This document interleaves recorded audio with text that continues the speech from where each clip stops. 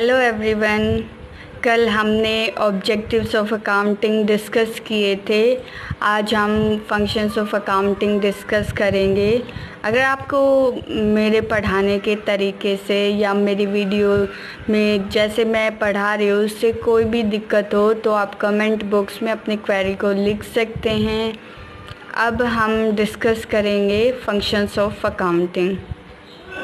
First जो हमारा function है कि हमारी अकाउंटिंग कैसे काम करती है, तो हमारी अकाउंटिंग का पहला जो फंक्शन है वो बहुत अच्छी बार 3-4 बार ये लाइन रिपीट हो चुकी है कि जो हमारी अकाउंटिंग है वो एक मेंटेन सिस्टमेटिक रिकॉर्ड।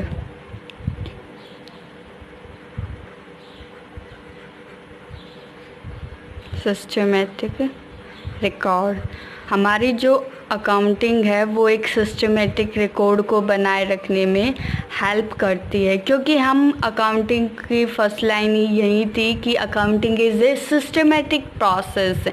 इसमें जो प्रोसेस होती है वो सिस्टमेटिक होती है, ऑर्डर वाइज होती है। अकाउंटिंग एक सिस्टमेटिक प्रोसेस होने की वजह से हम अपनी जो भी ट्रांजैक्शन होती है, बिज़नेस ट्रांजैक्शन, उनको एक ऑर्डर में रिटर्न डाउन करते हैं।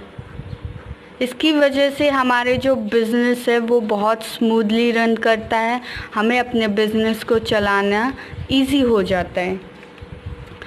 बिज़नेस में जो हमारी फाइनेंशियल स्टेटमेंट है, जो हमारे प्रॉफिट एंड लॉस अकाउंट है, उनको बनाने में हेल्प मिलती है।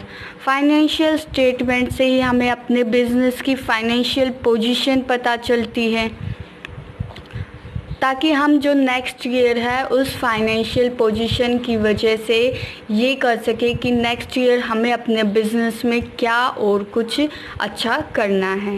नेक्स्ट जो अकाउंटिंग का फंक्शन है वो है communicate financial result to other parties. जो हमारी फाइनेंशियल स्टेटमेंट बनाने के बाद जो फाइनेंशियल रिज़ल्ट आते हैं कि हमारे बिज़नेस की फाइनेंशियल पोजीशन क्या है, उसको हम अपने जो दूसरे यूज़र्स हैं उनको आसानी से दे पाते हैं। Financial result to other parties या यूज़र्स कह सकते हैं आप।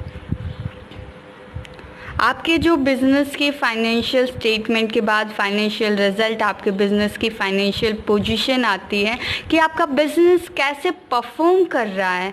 वो इन्फॉर्मेशन आप अपने यूज़र्स को बहुत ईज़िली प्रोवाइड कर सकते हैं अकाउंटिंग की वजह से।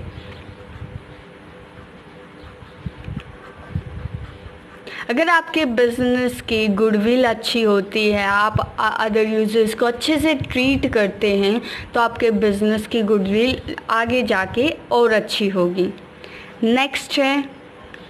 नेक्स्ट जो अकाउंटिंग का फंक्शन है वो है प्रोटेक्टिंग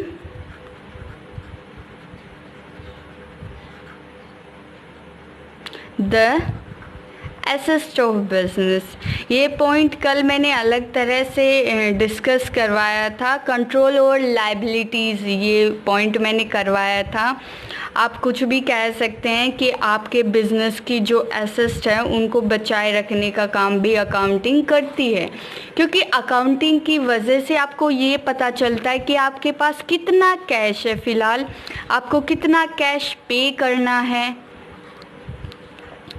या अभी फ़िलहाल आपके बिज़नेस में जो कैश की फाइनेंशियल पोजीशन क्या है, कैश की पोजीशन क्या है। तो आप नेक्स्ट टाइम कैश लेते वक्त या एसेट्स लेते वक्त ये ध्यान ज़रूर रखेंगे कि आपके बिज़नेस में इतनी एसेट्स हैं और आपके बिज़नेस के अभी फ़िलहाल ऐसी पोजीशन नहीं है कि आप और कैश ले सके। इसलिए ये आपके बिज़नेस में प्रोटेक्टिंग द यहाँ पे बिज़नेस आएगा। अगर कोई मेरी मिस्टेक होती है तो उसके लिए प्लीज़ मुझे माफ़ कर दीजिए, क्योंकि पढ़ाते टाइम हो जाती है कभी कभी मिस्टेक। इस प्रकार ये आपके जो बिज़नेस में जो एसेट्स है उसको प्रोटेक्ट करने का काम करता है। नेक्स्ट है प्रोवाइडिंग टाइम मैनेजमेंट, कुछ भी कह सकते हैं, या assistant to management, time management. इससे मान लीजिए आप कोई बिजनेसमैन है, आपको आपके बिजनेस की फाइनेंशियल पोजीशन पता चल गई, आपको ये पता चल गया कि आप प्रॉफिट में जा रहे हैं, तो नेक्स्ट ईयर आप अपना प्रॉफिट ज़्यादा से ज़्यादा अर्न करने के लिए और अच्छी मैनेजमेंट कर पाएंगे कि आपकी और अच्छी प्लानिंग क्या हो सकती है, आप और ज़्यादा कंट्रोलिंग के बारे में करेंगे और अच्छे से डिसीज़न ले पाएंगे, अपना गोल या तो ज़्यादा कर देंगे, या आपका अभी गोल कोई अचीव नहीं हुआ है उसके लिए और ज़्यादा बेटर प्लानिंग आप कर पाएंगे। डिसीजन मेकिंग, तो टाइम मैनेजमेंट के लिए ये बहुत ज़्यादा हेल्पफुल है।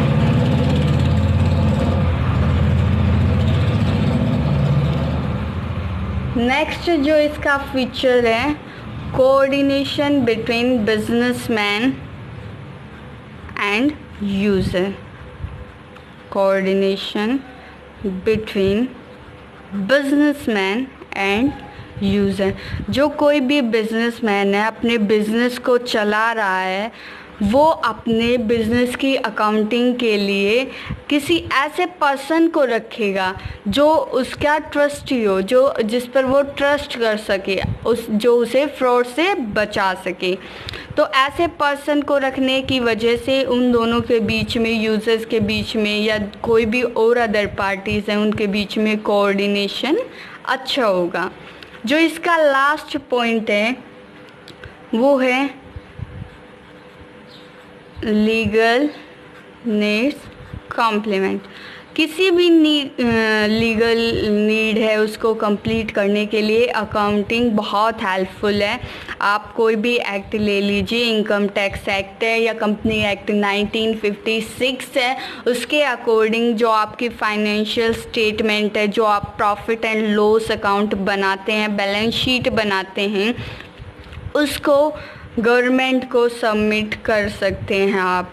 क्योंकि कभी भी आपकी जो गवर्नमेंट है वो बिज़नेस परफॉर्मेंस मांग सकती है, तो आपके जो बिज़नेस परफॉर्मेंस है ये आप फाइनेंशियल स्टेटमेंट ही देंगे कि आपका बिज़नेस कैसे परफॉर्म कर रहा है। हाल फिलहाल में आपने सुना होगा जो यश बैंक है वो अपनी बिज़नेस परफॉर्मेंस अच्छे से नहीं कर पाया, तो गवर्नमेंट ने उसे टेक ओवर कर लिया है। तो ये जो फाइनेंशियल स्टेटमेंट है ये आपके बिज़नेस परफॉर्मेंस को बताते हैं, और जो आपकी इंफॉर्मेशन है वो गवर्नमेंट को देने में आसानी हो जाती है। ये थे आज के functions of accounting. I hope आपको अच्छे से समझ में आ गया। अगर आपको कोई मेरी पढ़ाई से रिलेटेड कुछ भी समझ में नहीं आता, कोई पॉइंट आपको अच्छे से समझ में नहीं आता, तो आप कमेंट बॉक्स में लिख सकते हैं कि मुझे ये पॉइंट समझ में नहीं आया। नेक्स्ट टाइम मैं और ट्राई करूँगी कि मैं आपको अच्छे से समझा सकूँ। अगर आपको मेरी वीडियो अच्छी लगी तो प्लीज़ मेरी वीडियो को लाइक ज़रूर करना और अपने फ्रेंड्स को शेयर करना ताकि उनको भी हेल्प हो। और आगे आने वाली मेरी वीडियो को देखने के लिए प्लीज़ मेरे चैनल को सब्सक्राइब करना। थैंक यू सो मच मेरी वीडियो को देखने के लिए।